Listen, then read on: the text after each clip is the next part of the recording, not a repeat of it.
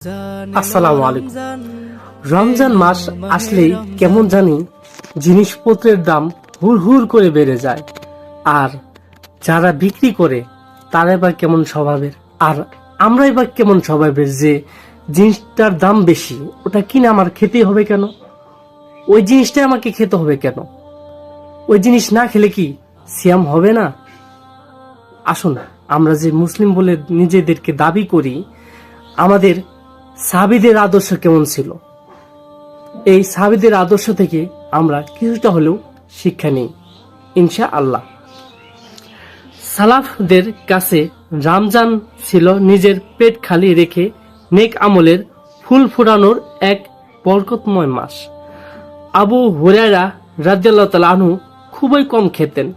তিনি বলতেন, আমার 15টি খেজুর থাকতো, যার মধ্যে 5টি দিয়ে ইফতার ও 5টি দিয়ে সাহারি করতাম, বাকি 5টি পরের দিনের ইফতারের জন্য রেখে দিতাম।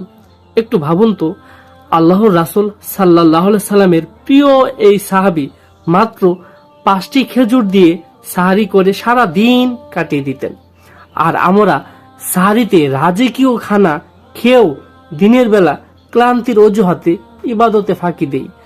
আমাদের সাহারি ও ইফতারের আয়োজন আজ আমাদের অলস করে দিচ্ছে, অথচ সালাফদের অল্পহার তাদেরকে ইবাদতে আরো তেজস্বী করে তুলত। সালাফদের মাঝে একা খাওয়ার কোনো সংস্কৃতি ছিল না।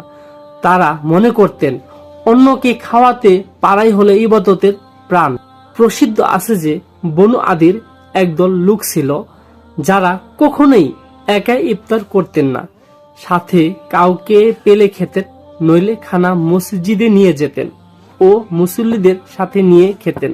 আমরা এই সালাফিদের অল্পটুকু জীবনী যে শুনলাম, তাতে কি বোঝা গেল? আমরা মনে করি রমজান মাস এলে আমাদের একটা পণ্য দাম বেশি হলেও ওই জিনিসটাই খেতে হবে। যাই হোক, আল্লাহ তাআলা আমাদের সবাইকেই সঠিক বোঝার তৌফিক দান করুন, আমিন।